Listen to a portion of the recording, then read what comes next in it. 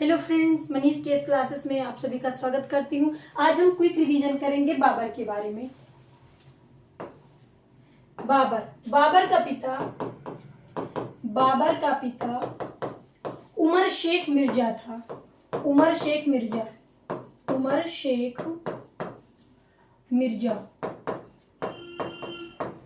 और उसकी माता चंगेज वंश से थी। चंगेज वंश। और उमर शेख मिर्जा तो तैमूर वंश से था। उमर शेख मिर्जा तैमूर वंश से था और उसकी माता चंगेज वंश से थी। उज्बेकिस्तान की एक छोटी सी रियासत थी जिसका नाम था फरगाना। उज्बेकिस्तान की एक छोटी सी रियासत फरगना का शासक था।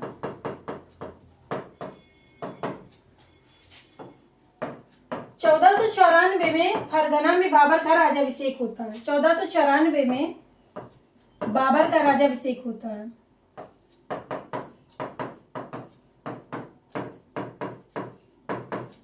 राज्याभिषेक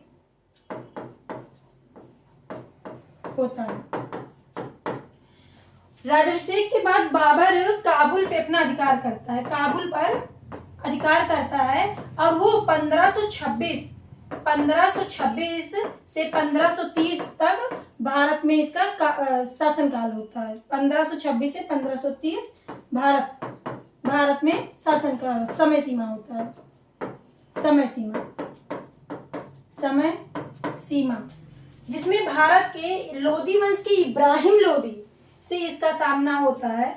1526 के पानीपत के पहले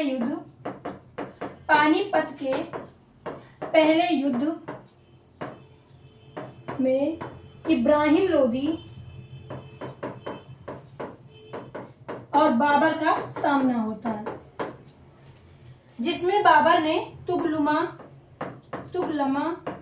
नीति अपनाई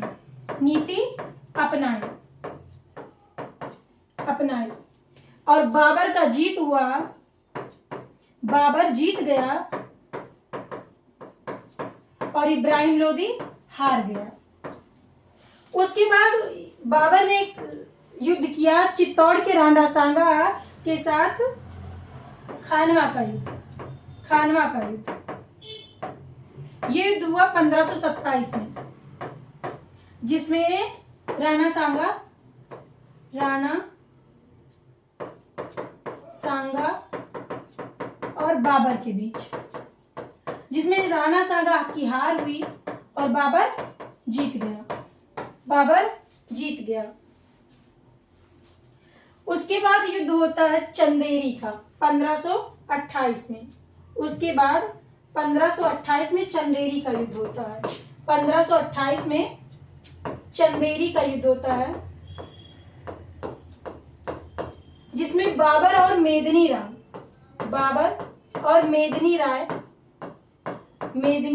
राय का आमना सामना होता है।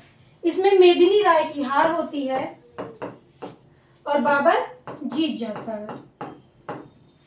इसके बाद 1529 में घाघरा का युद्ध होता है। 1529 में घाघरा का युद्ध होता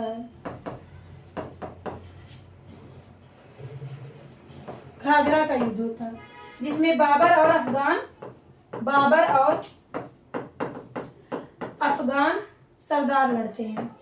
अफगान सरदारों के बीच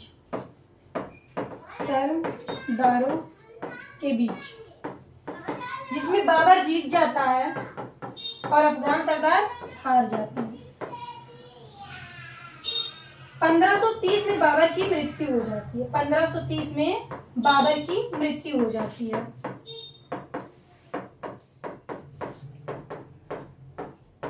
बाबर ने अपनी आत्मकथा तुजुक ए बाबरी लिखा था। बाबर ने अपनी आत्मकथा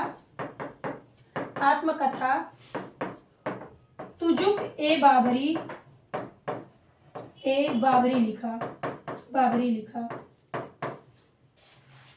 यह तुर्की भाषा में इसने लिखा था। कौन सी भाषा में लिखा था?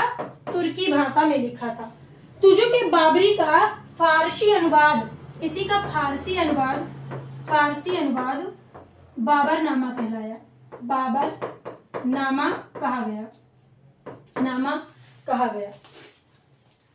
बाबर को कलम और तलवार दोनों का सिपाही कहा जाता है। बाबर को कलम और तलवार दोनों का सिपाही कहा जाता है।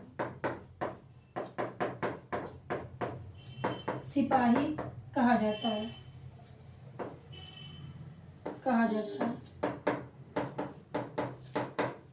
बाबर को तलवार और कलम दोनों का सिपाही कहा जाता है। बागों का शौकीन होने के कारण बाबर ने आराम बाग बनवाया था। आराम बाग आपके आगरा में है। बाबर क्या था? बागों का शौकीन था। बाबर बागों का शौकीन था, इसलिए इसने आराम बाग बनवाया।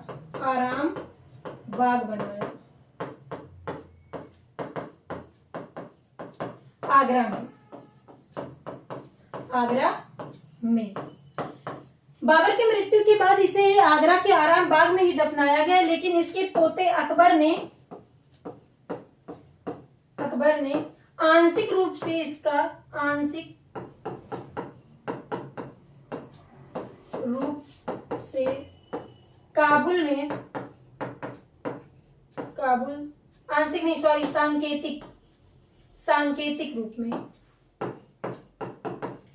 सांकेतिक रूप में काबुल में दफनाया। हम लोगों ने अपनी क्विक रिवीजन सेशन में बाबर के बारे में जाना। नेक्स्ट टॉपिक आप लोग कमेंट में बताइएगा।